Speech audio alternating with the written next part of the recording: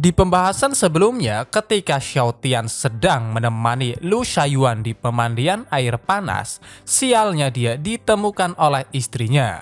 Alhasil, setelah itu pertarungan Ziruyan dan Lu Shaiyuan tak bisa dihindari yang menempatkan Xiao Tian layaknya seorang protagonis yang sedang direbutkan oleh dua wanita.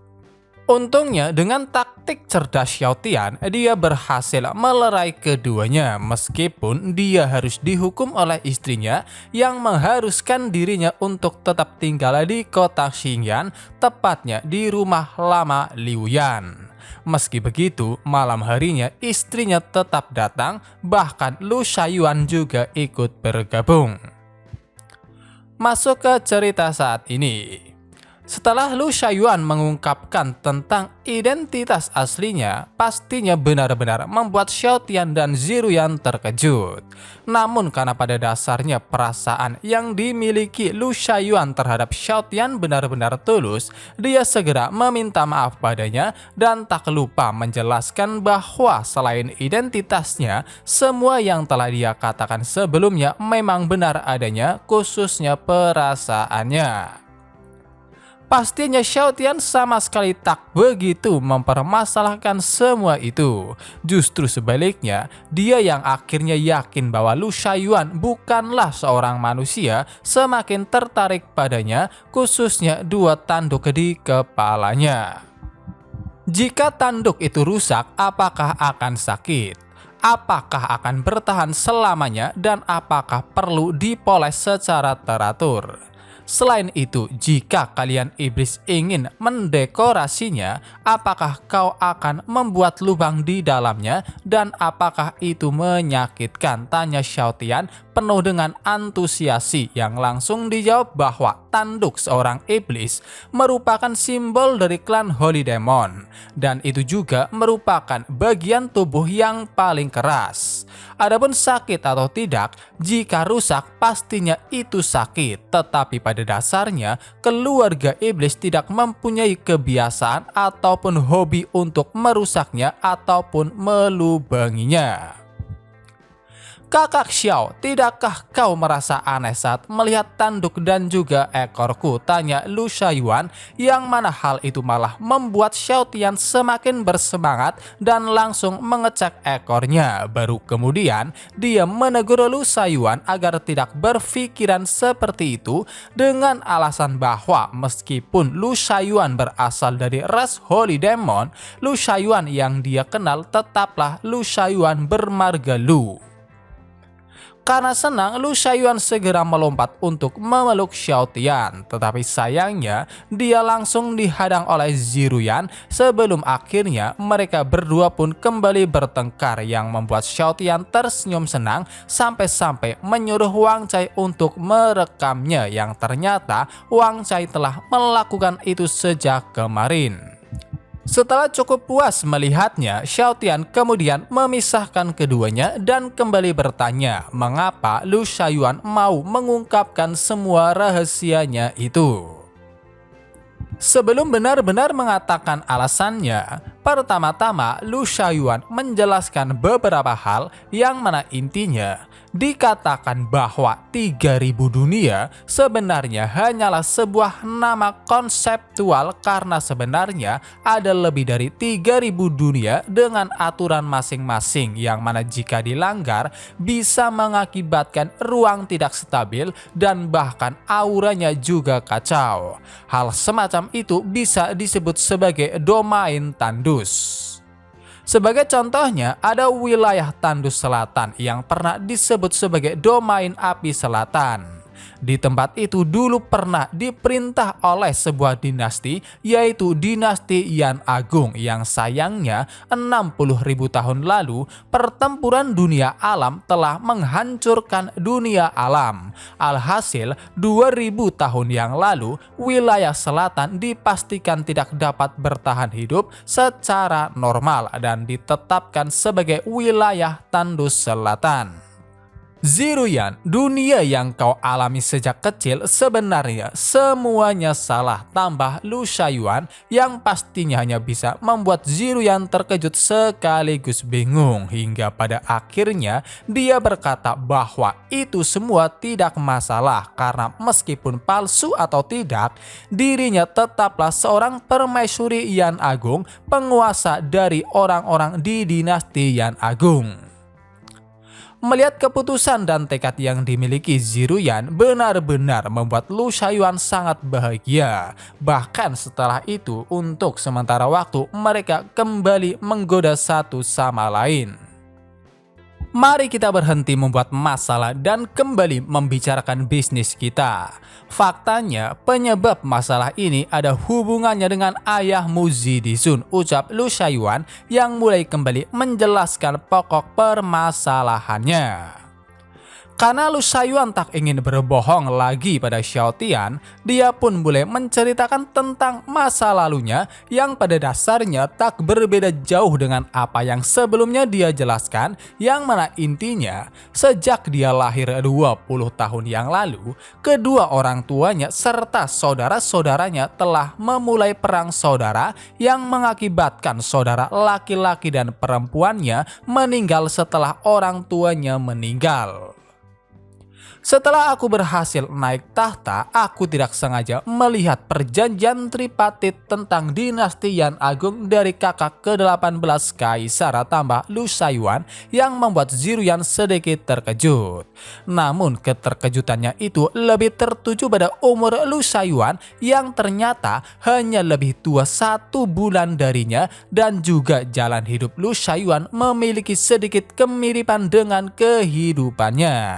Namun yang benar-benar membuat Ziruyan sedikit terheran-heran kenapa pertumbuhan dada Lu Shaoyuan lebih maju ketimbang dirinya meskipun usia mereka hampir sama.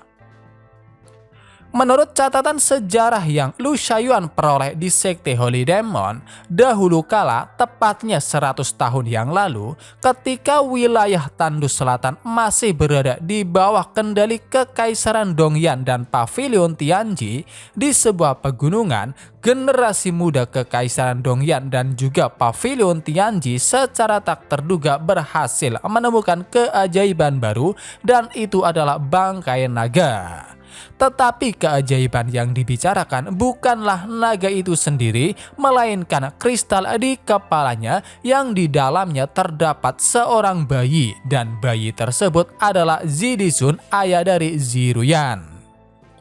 Mendengar semua itu, pastinya Ziruyan hanya bisa merenung karena dia benar-benar tak menyangka kehidupan ayahnya yang pada dasarnya adalah dunia palsu dimulai sejak dia diadopsi. Namun yang membuatnya benar-benar penasaran, mengapa di usia ke-20 tahun dia baru mendirikan dinasti Yan Agung, karena seharusnya dengan pihak-pihak yang mengendalikannya dari belakang layar, dia bisa mendirikan dinasti Yan Agung lebih awal.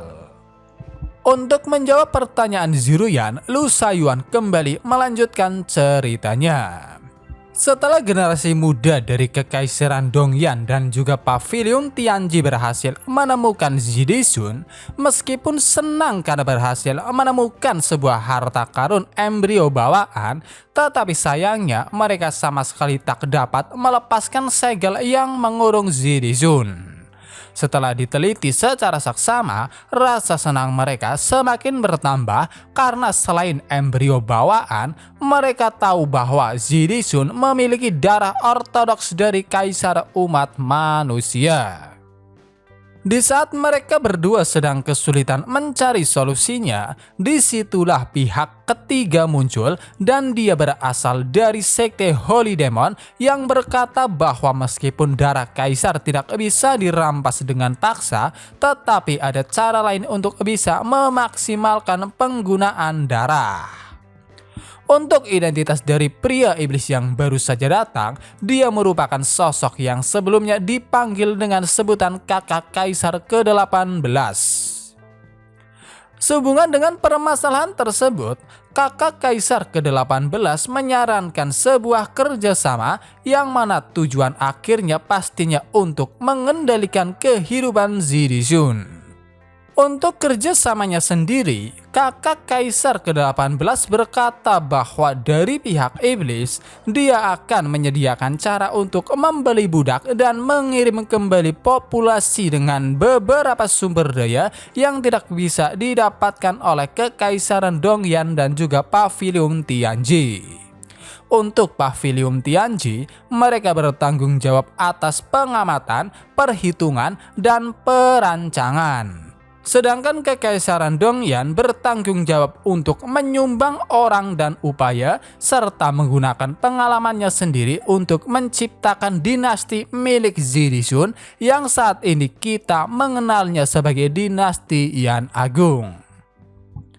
Karena dunia atau domain yang akan digunakan merupakan domain terlemah dari 3000 dunia, ketika datang kakak kaisar ke-18, raja kerajaan Dongyan dan penguasa Pavilion Tianji berusaha menyegel kultivasi mereka dan secara pribadi membawa Zidisun yang masih bayi ke desa tempat di mana dia ditinggal tepat di depan rumah yang akan menjadi ayah angkatnya, dan itulah awal kehidupan palsu ayah Ziruyan. Secara perlahan Ziruyan mulai mencerna apa yang diceritakan oleh Lu Shaiyuan. Karena penasaran, dia pun bertanya apa itu harta embrio bawaan, yang langsung dijawab bahwa itu sudah ada padanya. Meskipun awalnya sedikit bingung, Ziruyan mencoba mencarinya dan segera mengeluarkannya, yang ternyata harta embrio bawaan yang dimaksud merupakan segel giok negara Yan Agung. Setelah keberuntungan nasional berhasil dipadatkan dan segel giok negara dibiarkan dan dimatangkan, saatnya untuk menjarah keberuntungan nasional, ucap Lu Shaiyuan, yang mana hal itu kemungkinan besar merupakan tujuan akhir dari rencana kakak kaisar ke-18 beserta dua rekan lainnya. Dijelaskan bahwa jika keberuntungan nasional dijarah, Ziruyan hanya memiliki dua pilihan. Pilihan pertama melambangkan kematian dinasti Yan Agung, yang mana subjek dari seluruh dinasti Yan Agung akan mati dan hanya meninggalkan Ziruyan seorang diri sebagai kaisar yang ditaklukkan.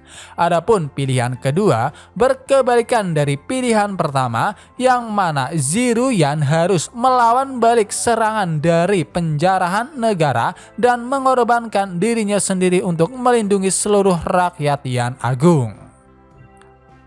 Ziruyan benar-benar tak menyangka hal semacam itu akan terjadi, karena seharusnya dinasti Yan Agung sekarang palsu. Menanggapi itu, Lu Shaiyuan lantas berkata bahwa memang benar semuanya palsu, tetapi untuk dinasti Yan Agung sendiri itu nyata. Lalu bagaimana dengan bangkai naga yang tidak bisa dipindahkan pada akhirnya ditangani? Tanya kembali Ziruyan, yang langsung dijawab bahwa bangkai naga yang menyegel Zidisun telah terbentang dan menjadi pegunungan besar yang sekarang dikenal sebagai Pegunungan Xingyan. Mendengar itu, Xiaotian akhirnya tahu tentang alasan mengapa apapun yang ditanam dan berada di Pegunungan Xingyan enak sekali. Di detik berikutnya, setelah menyadari akan sesuatu, entah mengapa dia mulai memarahi Lu Shaiyuan, karena jika sejak awal dia mengetahui semua itu, mungkin saja dia bisa menjual hasil ternaknya dengan harga yang lebih mahal karena hidup di Pegunungan Xingyan dan menyerap nutrisi bangkai naga sama saja dengan menjadikan semua ternaknya layaknya seekor naga. Setelah mengetahui kisah masa lalu ayahnya, Ziruyan kemudian bertanya tentang apa yang terjadi padanya yang tiba-tiba menghilang. Tenang saja, ayahmu pasti baik-baik saja, karena menurut catatan intelijen, ayahmu seharusnya diselamatkan oleh ibumu, ucap Lu Shaiyuan. Dari penjelasannya, setelah ayah Ziruyan yaitu Zidisun mengetahui tentang penjarahan keberuntungan nasional, dia diam-diam pergi meninggalkan dinasti Yan Agung dan berhasil melihat penampilan sebenarnya dari wilayah Tandus Selatan. Alhasil, dia diburu oleh murid-murid utama Kekaisaran Dongyan dan juga Pavilion Tianji. Di situasi sulit seperti itu, meskipun dalam kondisi tersegel dengan kemampuan mengerikan yang dimiliki Ibu Ziruyan, dia berhasil membantu suaminya. Ketika keduanya mulai kewalahan, tiba-tiba sebuah tangan besar merobek ruang dan membawa mereka pergi tanpa meninggalkan jejak. Menurut dugaan kakak kaisar ke-18, latar belakang ibumu mungkin sangat menakutkan karena ketika dia menyelamatkan ayahmu, dia sedikit mengekspos dirinya sendiri. Kemungkinan besar tangan besar itu seharusnya dibuat oleh anggota keluarganya yang kuat lainnya. Ayahmu seharusnya hidup di bawah pengaruh ibumu. Adapun alasan mengapa dia tidak kembali, aku tidak tahu, tambah Lu Shaiyuan. Tak mungkin diam saja, Xiao Tian berusaha menghibur istrinya. Namun bersamaan dengan itu juga, dia sedikit merasa iri pada ayah mertuanya, mengira bahwa saat ini dia sedang berada di kampung halaman ibu mertuanya dan menikmati hidup damai. Ada apa dengan dia? Itulah yang difikirkan keduanya melihat Xiao Tian yang dengan serius memikirkan khayalannya. Masih terjebak di dalam khayalannya, Xiao Tian terus memikirkan nasibnya yang katanya cukup membingungkan karena meskipun dia mempunyai dua dermawan, tetapi entah mengapa dia merasa hidupnya masih sengsara. Tak disangka, tiba-tiba pemikirannya itu mulai melenceng ke arah yang tak terduga, yang mana dia beranggapan bahwa alasan dirinya masih sengsara karena istrinya tidak cukup kuat, sehingga dia sangat yakin alasan utama istrinya mau mengundang Lu Shaiyuan ke istana semata-mata untuk belajar darinya dan meningkatkan kekuatannya. Pada akhirnya Yang Mulia benar-benar sangat memikirkanku, ucap Xiao Tian berusaha memuji istrinya, yang mana hal itu pastinya hanya bisa membuat Ziruyan bingung, sedangkan Lu Shaiyuan meskipun dia juga tidak mengerti, tetapi sikap misterius Xiao Tian membuatnya semakin menyukainya. Kembali lagi ke masalah utama. Karena ayahnya sudah mengetahui tentang kebenarannya dan memutuskan pergi, secara umum Ziruyan tahu bahwa seharusnya rencana awal kakak kaisar ke-18, Kekaisaran Dongyan, dan juga Pavilion Tianji telah hancur total. Menanggapi itu, Lu Shaiyuan lantas menjelaskan bahwa itu tidak sepenuhnya benar karena ada pilihan alternatif lainnya, yaitu pangeran pertama dan juga pangeran kedua. Namun sayangnya, kedua pangeran belum bisa membangkitkan darah ortodoks dari kaisar umat manusia, yang membuat ketiga pihak benar-benar putus asa. Apalagi keduanya juga mati. Dan di saat putus asa itulah, tanpa diduga, lebih dari 4 tahun yang lalu Ziruyan berhasil terbangun. Sungguh sebuah takdir. 4 tahun yang lalu, ketika aku jatuh ke dalam situasi putus asa, bersamaan dengan kebangkitanmu, aku berhasil mengambil posisi Kaisar Iblis dan menyelamatkan hidupku, tambah Lu Shaiyuan, yang langsung ditanggapi oleh Xiao Tian bahwa 4 tahun yang lalu dia juga hampir mati. Untuk kejadian pastinya 4 tahun yang lalu, ketika Xiao Tian masih ada di bumi, di bawah guyuran hujan deras yang turun, dia sedang diburu oleh sekelompok pembunuh yang membuatnya terlihat sangat menyedihkan. Di momen krisis itulah tiba-tiba dia diselamatkan oleh seorang gadis yang entah mengapa membuat dirinya seolah-olah tidak terlihat, sampai-sampai para pembunuh yang mengejarnya benar-benar tidak bisa menemukannya meskipun dia tepat berada di depan mereka. Dan setelah semuanya selesai, gadis tersebut segera pergi entah kemana. Bukannya penasaran dengan insiden yang menimpa Xiao Tian, Ziruyan dan Lu Shaiyuan malah lebih tertarik pada sosok gadis yang dikatakan dan apakah gadis tersebut merupakan orang penting bagi Xiao Tian. Dengan segera Xiao Tian langsung menjawab tidak, karena daripada tertarik, dia lebih merasa berterima kasih pada gadis tersebut. Namun intinya, kejadian 4 tahun yang lalu menurut Xiao Tian sendiri benar-benar sebuah takdir untuk mereka bertiga, apalagi dia merasa mata yang dimiliki oleh gadis yang menyelamatkannya sangat cerah dan sangat mirip dengan mata Ziruyan. Bahkan di antara alisnya hampir persis sama dengan Lu Shaiyuan. Pastinya keduanya mengira Xiao Tian sedang menggoda mereka untuk mengalihkan pembicaraan. Namun sebenarnya apa yang dikatakan Xiao Tian memang benar adanya, karena wanita berambut perak yang menyelamatkan dirinya terlihat seperti gabungan dari Ziruyan dan Lu Shaiyuan. Sama seperti biasa, ketika suasana mulai menegang, Lu Shaiyuan kembali menggoda Ziruyan. Alhasil, pertengkaran mereka tak bisa terelakkan, yang mana hal itu malah membuat Xiao Tian tersenyum senang saat dia menyuruh Wang Cai untuk merekamnya. Tak disangka pertemuan mereka berlangsung hingga malam hari. Bahkan saat ini Ziruyan dan Lu Shaiyuan masih saja berdebat satu sama lain. Xiao Tian kemudian mencoba bertanya pada Wang Cai, apakah ada cara untuk meningkatkan kekuatan Ziruyan dan Lu Shaiyuan. Menanggapi itu, Wang Cai berpendapat bahwa ketika Xiao Tian memiliki niat baik terhadap seseorang sesuai dengan tingkat kecocokan jiwa, kehadiran Xiao Tian saja akan menyelimuti orang lain dan mengangkatnya secara terselubung.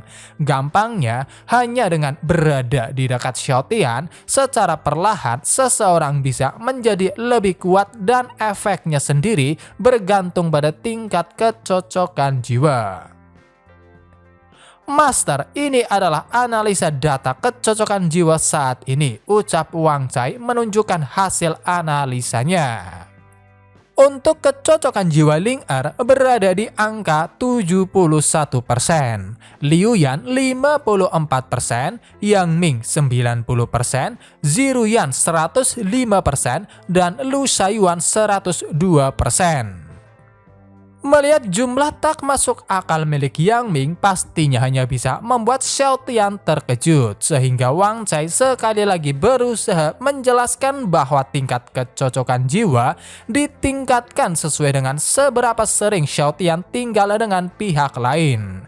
Sebagai contoh, peningkatan pesat Ziruyan akhir-akhir ini semuanya berasal dari keberadaan Xiao Tian yang sering berada di sisinya, sehingga tak heran dari semua orang kecocokan jiwa Ziruyan yang paling tinggi. Ketika keduanya masih saja terus bertengkar, Xiao Tian berusaha keras memikirkan solusi untuk berurusan dengan Kekaisaran Dongyan dan juga Pavilion Tianji.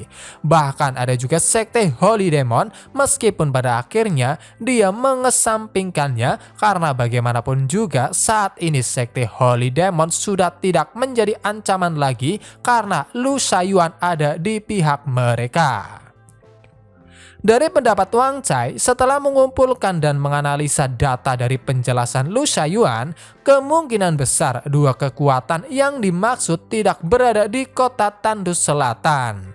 Oleh karena itu, jika ingin pergi dan menghancurkannya, Xiao Tian mungkin perlu melakukan perjalanan melintasi dunia perbatasan. Merasa dirinya telah dituduh sebagai orang yang mudah menghancurkan, Xiao Tian berusaha menyangkalnya. Apalagi pihak lain juga tidak menyerangnya secara langsung, sehingga untuk saat ini dia tidak berniat berkelahi dan membunuh orang lain tanpa alasan. Sementara itu, Ziruyan dan Lu Shaiyuan yang masih bertengkar telah memasuki babak akhir dengan mereka yang berniat adu minum. Sudah pasti tak berselang lama di saat mereka mulai mabuk, mereka mulai bertingkah konyol. Oleh karena itu, ketika keadaan mereka semakin memburuk, sama seperti malam sebelumnya, Xiao Tian menggendong mereka dan membaringkan mereka di atas tempat tidur. Meminta token giok komunikasi pada Wang Cai, dia segera menghubungi seseorang sehingga setelah membereskan semua kekacauan, orang yang dipanggil akhirnya datang, yang pastinya itu adalah Ling Er dan Liu Yan. Xiao Tian segera mengajak mereka masuk. Begitu melihat kondisi Ziruyan dan Lu Shaiyuan di atas tempat tidur, benar-benar membuat Ling Er terkejut. Tetapi untungnya ketika pemikirannya mulai mengarah ke arah yang tidak baik, Xiao Tian langsung memukulnya. Setelah itu, Liu Yan kemudian bertanya tentang alasan kenapa mereka dipanggil, sehingga Xiao Tian mulai menjelaskan bahwa alasannya karena dia ingin mereka melakukan sesuatu, yaitu menjaga Ziruyan dan Lu Shaiyuan, dan jika terjadi sesuatu untuk segera menghubunginya lewat token giok komunikasi. Sebelum benar-benar pergi, Xiao Tian mencoba bertanya apakah Liu Yan mengetahui letak pavilion Tianji, yang untungnya dia mengetahuinya. Namun bukannya langsung menjawab, karena penasaran Liu Yan menanyakan alasan mengapa sang pangeran menanyakan hal itu.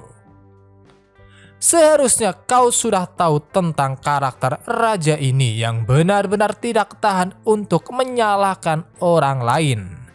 Tenang saja, aku berencana untuk memaafkan mereka dan membiarkan mereka hidup, jawab Xiao Tian, yang mana meskipun tersenyum, di mata keduanya senyuman tersebut begitu menakutkan. Meskipun mereka berdua khususnya Ling Er benar-benar sangat meragukan kata-kata Xiao Tian, sayangnya apapun pertanyaan yang dia ajukan bisa dibantah oleh Xiao Tian. Apalagi Xiao Tian sangat yakin bahwa pavilion Tianji benar-benar telah melakukan beberapa kesalahan, sehingga dia berniat pergi menemui mereka untuk memberi mereka kesempatan agar bisa mereformasi diri sendiri. Dari kelihatannya, pavilion Tianji tampaknya benar-benar buruk. Mereka pasti benar-benar akan mati, ucap Ling Er melihat kepergian Xiao Tian. Berpindah ke pavilion Tianji cabang Yan Agung. Ketika Master Pavilion cabang Yan Agung sedang merenung memikirkan tentang rencana mereka yang sudah berjalan hampir 100 tahun dan akhirnya akan berhasil, tiba-tiba salah satu murid datang dan melaporkan bahwa seseorang sedang mendaki gunung, karena bagaimanapun juga markas pavilion Tianji cabang Yan Agung ada di atas gunung. Mendengar itu, pastinya Master Pavilion sedikit terkejut karena seharusnya formasi pelindung gunung bisa menghalangi seseorang masuk. Selain itu, sangat aneh bagi seseorang untuk naik ke atas gunung di malam hari. Orang yang datang adalah Xiao Tian. Dia memiliki liontin giok yang kami berikan kepada permaisuri untuk naik gunung kapan saja. Jadi dia bisa mendaki gunung, ucap sang murid yang entah mengapa membuat Master Pavilion tersenyum senang, karena bagaimanapun juga dia hanya menganggap Xiao Tian sebagai pangeran sampah yang mengandalkan wajahnya untuk mencari makan. Oleh karena itu, dia yang sangat yakin Xiao Tian akan mati di tempat ini, segera menyuruh muridnya untuk membiarkan Xiao Tian begitu saja. Si bodoh itu mau mendaki gunung, jadi biarkan dia mendaki. Ketika dia sampai di puncak gunung, suruh saja dia turun. Kebetulan tidak ada yang bisa dilakukan di tengah malam, jadi aku akan bersenang-senang, ucap Master Pavilion yang membuat ekspresi sang murid juga tersenyum senang. 1 jam kemudian, Xiao Tian akhirnya benar-benar sampai, yang langsung disambut oleh Master Pavilion beserta murid-muridnya atau anggotanya. Masih dengan senyum menjijikan di wajah mereka, Master Pavilion lantas bertanya apakah Xiao Tian lelah setelah mendaki gunung. Menanggapi itu, tanpa repot-repot harus menjawabnya, Xiao Tian langsung berkata bahwa mereka sebenarnya memiliki 2 kesempatan agar bisa dimaafkan. Namun sayangnya, kesan pertama mereka terhadap dirinya telah menggagalkan ujian yang dia berikan, sehingga 2 kesempatan yang dia berikan sepenuhnya telah hilang. Menganggap bahwa apa yang dikatakan Xiao Tian hanyalah omong kosong, dengan santainya Master Pavilion kembali bertanya tentang alasan mengapa mereka harus dimaafkan padahal tidak melakukan kesalahan. Mendengar itu, Xiao Tian yang sedikit kesal mulai mengungkapkan semua kesalahan yang telah dilakukan oleh Pavilion Tianji beserta 2 pihak lainnya yang telah ikut campur dalam semua aspek kehidupan ayah mertuanya dan menipunya. Kalian benar-benar mengerikan. Kalian telah melakukan kesalahan besar dan kalian masih bisa tertawa dan bercanda di tempat ini. Karena aku masih mempunyai hati, aku akan memberi 1 kesempatan lagi untuk memaafkan kalian, teriak Xiao Tian yang hanya bisa membuat Master Pavilion terkejut karena Xiao Tian bisa mengetahui rahasia besar tersebut. Bukannya menanggapinya dengan serius, mereka yang benar-benar memandang rendah Xiao Tian malah mulai mentertawakannya. Bahkan dengan santainya, Master Pavilion mencoba bertanya apa yang harus mereka lakukan agar bisa dimaafkan. Kemudian Xiao Tian mulai menjelaskan persyaratan yang dia minta. Pertama, Master Pavilion Tianji harus menulis ulasan dalam seminggu dan berlutut di gerbang dinasti Yan Agung untuk membacanya selama 3 hari. Selain itu, mereka juga harus berjanji untuk membatalkan rencana tripartit. Syarat kedua, pembunuh yang telah membunuh kedua kakak iparnya harus diserahkan dan dipenggal di gerbang tengah kota Kekaisaran Yan Agung. Pavilion Tianji juga harus menyerahkan sebagian wilayahnya sebagai kompensasi terhadap Yan Agung. Adapun kompensasi yang lainnya seperti kompensasi terhadap ayah mertuanya serta kedua kakak iparnya, Pavilion Tianji hanya harus membayar 18 miliar batu roh kelas menengah. Kemudian kau harus memberitahu lokasi markas Pavilion Tianji dan Kekaisaran Dongyan dan bagaimana cara untuk menuju ke sana. Setelah itu kau juga harus melaksanakan pembangunan infrastruktur dan menciptakan tenaga kerja di dinasti Yan Agung selama 100 tahun tambah Xiao Tian yang pastinya hanya bisa membuat Master Pavilion dan yang lainnya terbengong di tempat. Setelah sedikit tenang, Master Pavilion hanya bisa menganggap bahwa Ziruyan benar-benar sudah buta karena telah jatuh cinta pada pria sakit seperti Xiao Tian. Oleh karena itu, dia yang benar-benar menganggap bahwa Xiao Tian hanyalah orang yang sedang sakit jiwa, tidak terlalu menanggapi dengan serius semua tuntutan yang diberikan.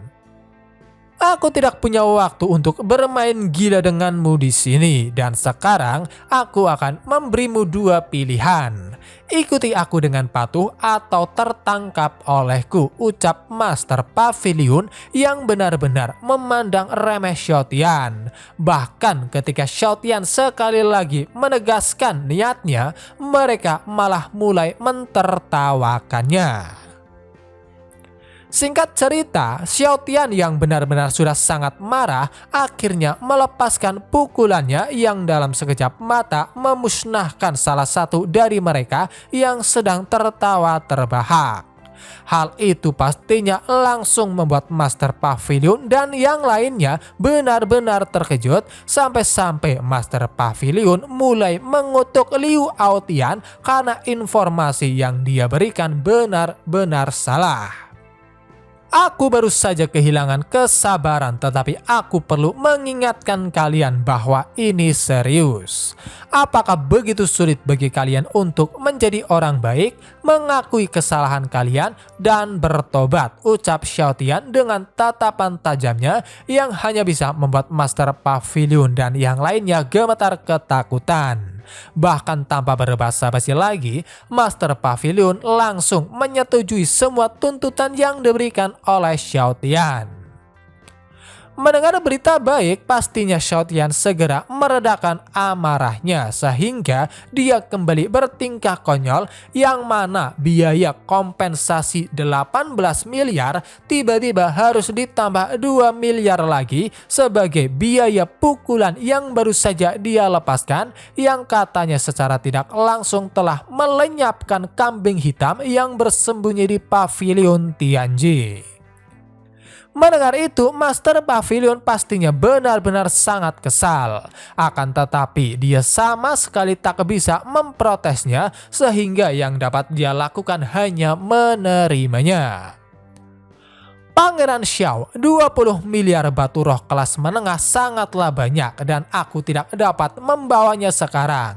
Jadi aku perlu mengaturnya sebelum mengirimnya, ucap Master Pavilion yang sayangnya hanya diberi waktu sekitar 3 jam sebelum sinar matahari pertama terbit, sehingga sebelum fajar Master Pavilion diharuskan untuk menyelesaikan semua persyaratan dan kembali ke kota kekaisaran bersamanya untuk mengakui kesalahannya.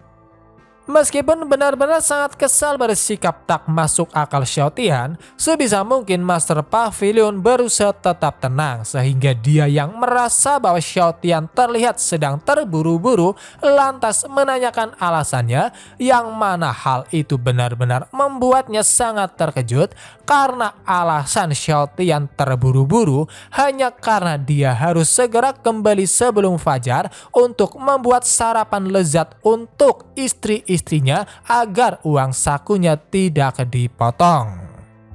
Mengesampingkan semua itu, Master Pavilion meminta keringanan agar waktunya diperpanjang karena meskipun jika dia menggunakan formasi teleportasi untuk bergegas kembali, itu akan membutuhkan waktu beberapa hari sehingga saat mustahil untuk menyelesaikan semua permasalahan hanya dengan waktu 3 jam.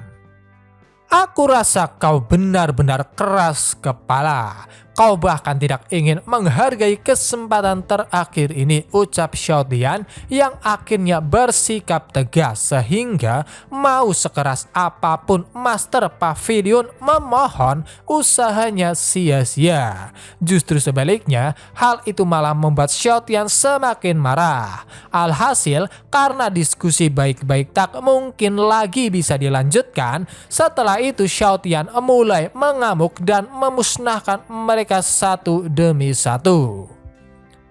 Dalam waktu singkat, hanya Master Pavilion yang tersisa dan setelah melihat secara langsung aksi Xiao Tian, Master Pavilion akhirnya tahu bahwa Xiao Tian sebenarnya adalah Hades.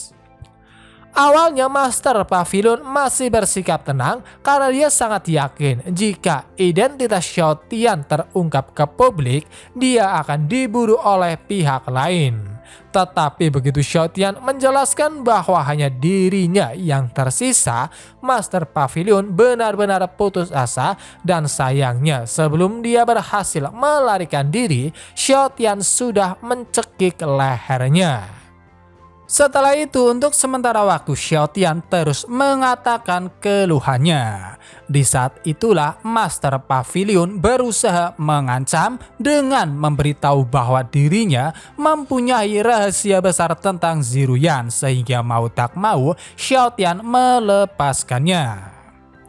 Kemudian Master Pavilion mulai menjelaskan rahasia yang dimaksud, tetapi sayangnya hal itu sama sekali tak menarik minat Xiao Tian sehingga Master Pavilion yang benar-benar putus asa hendak bunuh diri, tetapi untungnya dihentikan oleh Xiao Tian. Meski begitu, usaha tersebut tampaknya sia-sia karena ketika Master Pavilion memancing emosinya, Xiao Tian yang kesal segera menampar kepalanya yang sialnya kepala tersebut langsung hancur. "Sial, di mana kepalanya?" ucap Xiao Tian yang langsung dijawab oleh Wang Cai bahwa tampaknya secara tidak sengaja dia telah meledakkannya. Meskipun sangat disayangkan dengan kematian Master Pavilion, sama seperti biasa, hal selanjutnya yang dilakukan Xiao Tian adalah menjarah harta bendanya sehingga dengan segera dia pergi menuju ke gudang harta yang mana di dalamnya terdapat banyak sekali tumpukan emas yang dengan senang hati akan dia terima. Apalagi karena menurut catatan dinasti Yan Agung, meskipun Pavilion Tianji cabang dinasti Yan Agung telah menyewa tanah tersebut, ternyata selama ini mereka tidak membayar pajak sehingga Xiao Tian menjadi semakin bersemangat mengambilnya. Karena masih ada sedikit waktu, bukannya langsung kembali, Xiao Tian memilih untuk mandi terlebih dahulu sembari memeriksa barang-barang rampasan yang telah disortir rapi oleh Wang Cai. Di antara barang-barang itu ada satu barang yang menarik perhatian, dan itu merupakan senjata ajaib tembakan terbang yang memiliki bentuk seperti kapal dan bahkan lambangnya sendiri mewakili kerajaan Yan Agung. Keesokan paginya, ketika Xiao Tian baru saja sampai di rumah lama Liu Yan di kota Xingyan, dia segera diinterogasi oleh keduanya yang bertanya apakah dirinya telah memaafkan pihak lain. Menanggapi itu, pastinya Xiao Tian segera mengakui semua perbuatannya dengan sikap seolah-olah dia menyalahkan dirinya sendiri karena tidak dapat menyelamatkan orang-orang dari Pavilion Tianji cabang Yan Agung. Karena mungkin sudah tahu tentang sifat Xiao Tian, Ling Er dan Liu Yan berusaha menghiburnya karena dari sudut pandang mereka, apa yang dilakukan oleh Xiao Tian bukanlah sesuatu yang bisa disalahkan. Malahan hal itu pantas mendapat apresiasi mengingat setiap korbannya rata-rata adalah orang yang berdosa dan pantas mati. "Baiklah, aku harus menyiapkan sarapan," ucap Xiao Tian saat dia masuk ke dalam, meninggalkan keduanya yang memiliki kesulitan masing-masing, yang mana Ling Er terlihat sangat senang dengan tindakan Xiao Tian, sementara Liu Yan hanya bisa pusing karena saudarinya semakin memahami karakter Xiao Tian. Tak disangka, meskipun mengatakan ingin memasak, ternyata Xiao Tian tidak benar-benar memasak sendiri, melainkan dia malah menculik Yang Ming untuk membantunya. Selain itu, Yang Ming kembali dibuat terkejut setelah melihat Lu Shaiyuan dan juga ketiga bawahannya ikut bergabung makan. Ketika makanannya siap, entah mengapa suasana yang terpancar seolah-olah terbagi menjadi dua kubu, yang pastinya kubu Ziruyan dan juga kubu Lu Shaiyuan. Keduanya makan dengan sikap seperti sedang bermusuhan, meskipun kenyataannya kemarahan mereka hanya sekedar kedok untuk menutupi rasa malu masing-masing mengingat adegan di malam sebelumnya. "Jangan marah, jangan marah. Kau tidak boleh membunuh priamu hanya karena adegan memalukan tadi malam. Sial, kenapa aku masih ingat adegan memalukan itu?" pikir keduanya. Sama seperti tuannya, Ling Er dan yang lainnya juga ikut-ikut bermusuhan dengan berbagai alasan, seperti Ling Er yang merasa heran sekaligus iri pada perkembangan dada ketiganya yang melampaui dirinya. Karena penasaran, Yang Ming mencoba bertanya ada apa. Menanggapi itu, Ziruyan lantas mulai menjelaskan tentang apa yang sebelumnya telah dijelaskan oleh Lu Shaiyuan. Dengan semua kebenaran itu, akhirnya Yang Ming mengetahui tentang sikap yang selalu ditunjukkan oleh Liu Aotian.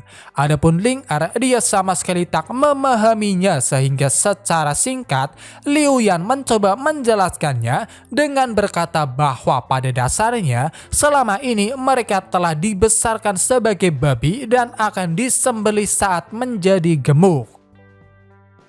Lu Shaoyuan hanya bisa memuji sikap Ziruyan dan yang lainnya karena masih bisa tenang setelah mengetahui kebenarannya.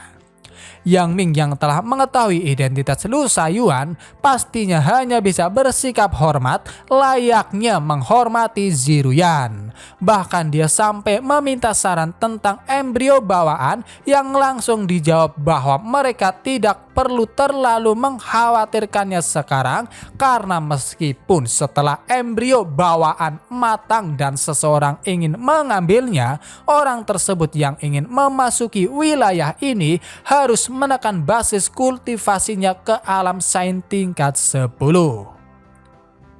Kultivasi sejati kaisar ini jauh lebih kuat dari itu.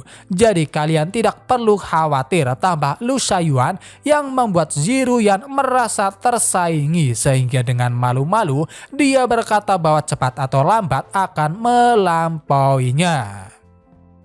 Mendengar itu, Lu Shaoyuan kembali menggoda Ziruyan sehingga seperti biasa setelahnya keduanya mulai bertengkar. Adapun Yang Ming, Ling Er, dan juga Liu Yan, mereka masih saja berusaha memikirkan tentang masalah yang akan datang, apalagi Lao Yi sampai berkata bahwa meskipun alam sains tingkat ke-10 sangatlah kuat, tetapi untuk kekaisaran Dongyan dan Pavilion Tianji, orang selevel itu tidaklah sedikit. Tidak, kami masih memiliki senjata rahasia. Itulah yang pada akhirnya mereka pikirkan saat melihat ke arah Xiao Tian. Meskipun keduanya masih bertengkar, di pertengkaran kali ini Ziruyan benar-benar sama sekali tak berniat melawan. Alhasil, keduanya lebih terlihat seperti seorang kakak dan adik yang sedang saling menggoda, yang mana hal itu pastinya benar-benar membuat Yang Ming dan yang lainnya terkejut.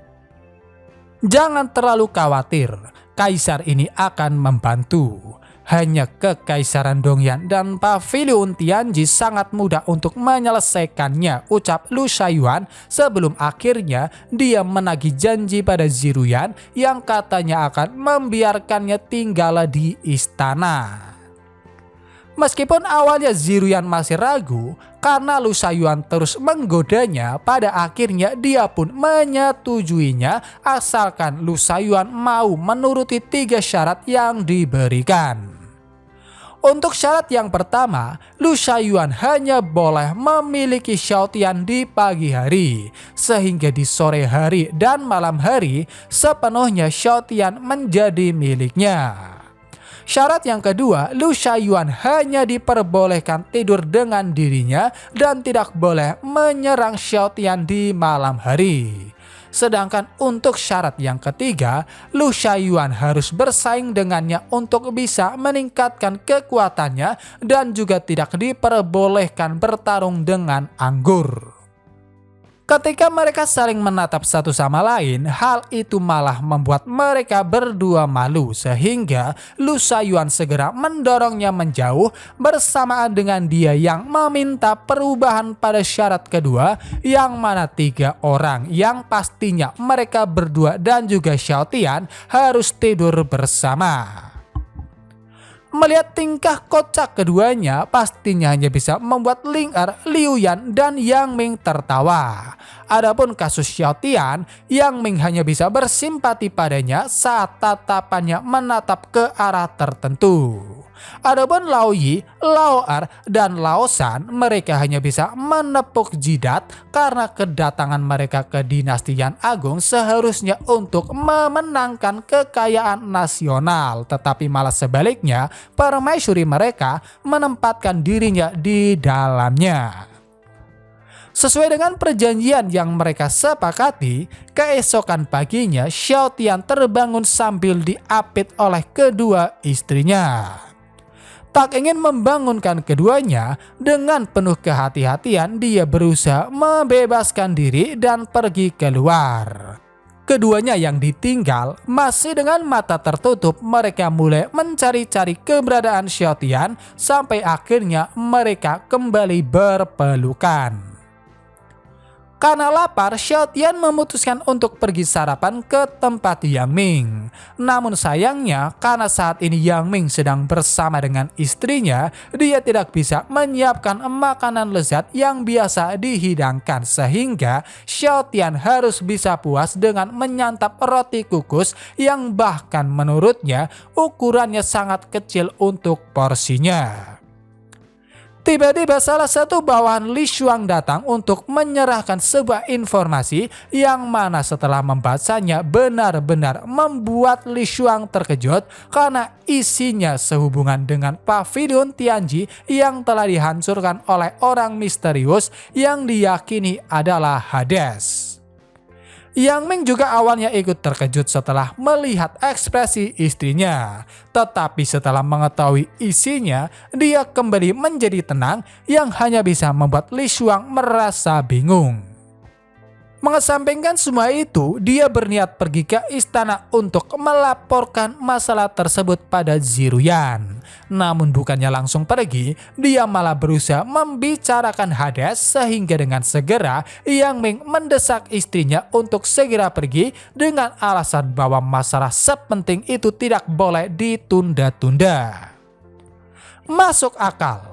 Sayang, aku pasti akan segera kembali, ucap Li Shuang yang benar-benar memiliki pemikiran sederhana sehingga setelah memberikan ciuman hangat pada suaminya, dia pun segera pergi. Setelah istrinya pergi, Yang Ming hanya bisa meminta maaf atas nama istrinya yang sebelumnya berkata kasar. Namun pastinya Xiao Tian sama sekali tak mempermasalahkan hal sepele semacam itu, sehingga setelah itu mereka pun kembali menikmati sarapan sambil mengobrol ringan membahas tentang masalah Kekaisaran Dongyan dan juga pavilion Tianji yang menurut Xiao Tian mereka tidak ada apa-apanya di hadapan kedua istrinya. Tiba-tiba pintu terbuka dan ternyata itu adalah Li Shuang yang datang dengan tergesa-gesa. Ketika ditanya ada apa, dengan berat hati dia malah berusaha menenangkan Xiao Tian. Pangeran, ada sesuatu yang ingin ku katakan padamu, tetapi jangan terlalu sedih. Sebenarnya ada seorang wanita berambut ungu yang mungkin akan mengubahmu menjadi hijau. Awalnya aku berniat pergi untuk mencari Yang Mulia dan setelah berhasil menemukannya, aku melihat mereka sedang berciuman, ucap Li Shuang yang membuat Xiao Tian mau tak mau harus bersikap terkejut. Oke semua, mungkin cukup sampai di sini dulu video pembahasan kali ini. Terima kasih buat kalian yang sudah menonton dan sampai jumpa lagi di video berikutnya.